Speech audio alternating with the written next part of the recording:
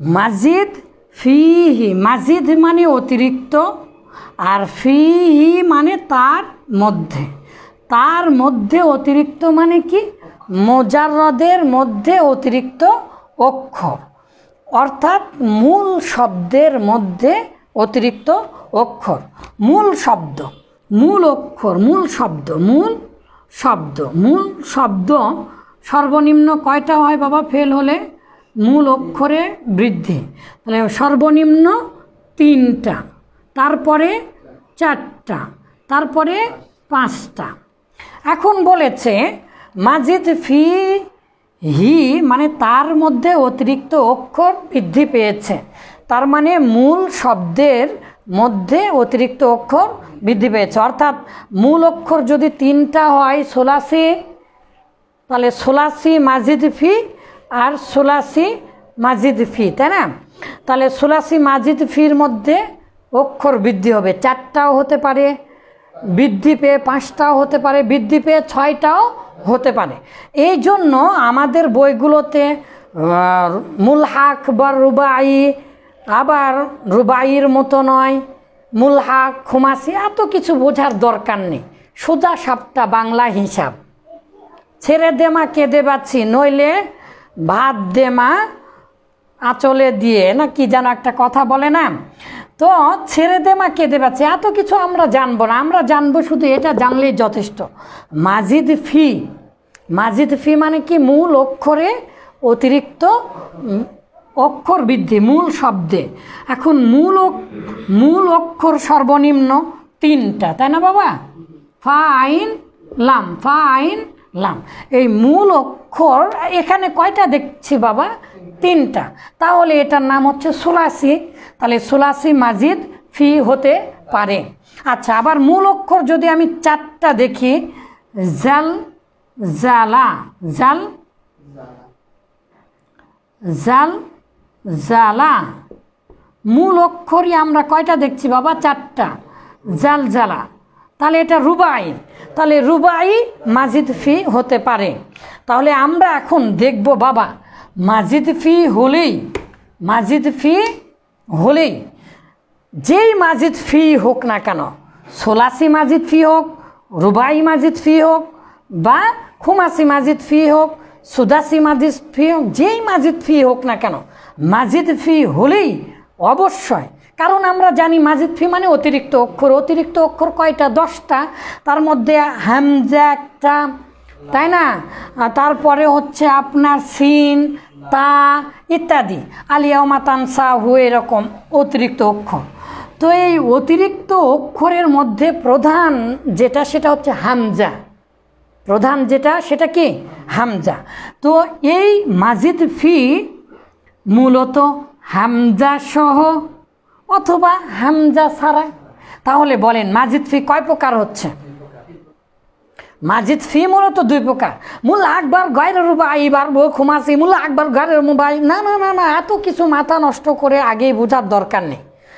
মাজিদ ফি হলেই অবশ্যই কয় প্রকার হবে?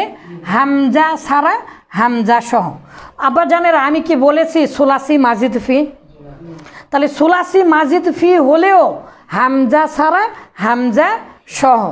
আবার আমি যদি এখন বলি রুবাই মাজিদ ফি, তাহলে রুবাই মাজিদ ফিতেও হামজা ছাড়া, হামজা সহ। কারণ মাজিদ ফি হলেই অবশ্যই কয় প্রকার হবে? 2 প্রকার হবেই হবে। যেহেতু অতিরিক্ত অক্ষর যেই 10টা আসে তার মধ্যে প্রধান, তার নাম হচ্ছে হামজা। এখন হামজাটা আরবি ভাষায় 2 প্রকার হয়। একটা হচ্ছে এই যে হামজা, এটা হচ্ছে আসল হামজা, এই হামজাকে কখনোই খেয়ে ফেলে দেওয়া যাবে না। আর একটা হচ্ছে এইরকম হামজা, আলিফ হামজা, যেটা আমরা আমর বানানোর সময় নিয়ে আসি। এই যে ইফআল, তাফঈল, ইফতিআল, ইস্তিফাল, বাবের কারণে নিয়ে আসি। তাহলে এই হামজাগুলো মূল অক্ষরের হামজা নয়। এটার নাম দিয়েছে, এই জন্য এটার নাম দিয়েছে, উচ্চারণে তো এটাও হামজা, এটাও হামজা, কিন্তু এটা হচ্ছে কতঈ, মানে আসল হামজা, হামজা হামজাতুল কতঈ, বা মাদ্দা না হলেও হবে, যে হামজার উচ্চারণ করতে হয়। আর ওয়াসল মানে কি? ওয়াসল মানে হচ্ছে মিলানো, ওয়াসল মানে কি? মিলানো। মিলানোর জন্য পড়ার সুবিধার্থে নিয়ে আসা হয়েছে। এমনি পড়েন তো, আরবি ভাষায় পৃথিবীতে কোনো দিন ফা কালেমা সাকিন অবস্থায় পড়া যায়? মিলানোর জন্য নিয়ে আসা হয়েছে, বাবের কারণে নিয়ে আসা হয়েছে। তো এইরকম এই বাবের হামজাটা অবশ্য ওয়াসল না, এই বাবের। তো যাই হোক, এই হামজাটা মূলত ওয়াসল মানে মিলানোর জন্য নিয়ে আসা হয়েছে। এই হামজাটা পড়ার সময় পড়ে যাবে, এই হামজাটা পড়ার সময় কি হবে? পড়ে যাবে, এটাকে বলা হয় ওয়াসল। তাহলে মূল হামজা নয়, আমরা এতটুকুন জানলেই হবে। তাহলে বলেন, মাজিদ ফি বিগাইরি হামজাতিল ওয়াসলি, মাজিদ ফি মা হামজাতিল ওয়াসলি। তাহলে মাজিদ ফি মানে মূল অক্ষরে অতিরিক্ত অক্ষর বৃদ্ধি পেয়েছে। তাহলে এখন আমরা দেখব কারুমা। কারুমা, কারুমা একটা বাব। এই বাবটা যখন আমি ইফআলে নিয়ে যাব, ইফআলুন, তখন আমাদেরকে পড়তে হবে আকরমা। কি পড়তে হবে? আকরমা। তাহলে এই যে কাফ র মিম, এই যে কাফ র মিম, এই যে কাফ, এই যে র, এই যে মিম, এই তিনটা মিলে গেছে। অতিরিক্ত কোনটা আসছে? হামজা। তাহলে এই যে হামজা আসলো, এটা হচ্ছে হামজা। এখন এই হামজাটা কি সেটা আমরা পরে চিন্তা করব, পরে আমরা দেখব। তার মানে আমি বুঝাতে চাচ্ছি যে মাজিদ ফি হলেই কত প্রকার হবে? একটা হচ্ছে হামজা ছাড়া, আর একটা হচ্ছে হামজা সহ। তো মাজিদ ফি এগুলো তো বাব, তাই না বাবা? আরবি ভাষা এগুলো বাব না? তাহলে এখন মাজিদ ফির কয়টা বাব আছে এগুলো আমরা জানব। মাজিদ ফি হামজা ছাড়া, যেগুলো হামজা ছাড়া তার হচ্ছে 5টা, আর হামজা সহ এটার হচ্ছে 9টা, আবার অন্যটাও আসবে, আরও আসবে।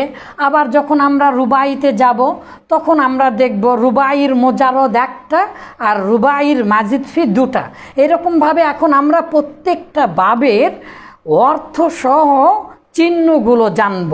প্রতিটা বাব কেন জন্মগ্রহণ করেছে, তার অর্থ কি দেবে, কি কারণে জন্মগ্রহণ করেছে, এগুলো আমরা এখন জানব। যেমন এই যে দেখেন, ইফআল আর তাফইলের অর্থ হচ্ছে করা। ইফআল আর তাফইলের অর্থ কি? করা। যে কোনো শব্দকে যদি আমি করা ইফআল আর তাফইলে নিয়ে যাই তাহলে করা হবে। যেমন কারুমা মানে কি? সম্মানিত হওয়া। আর আকরামা ইকরিমু মানে কি?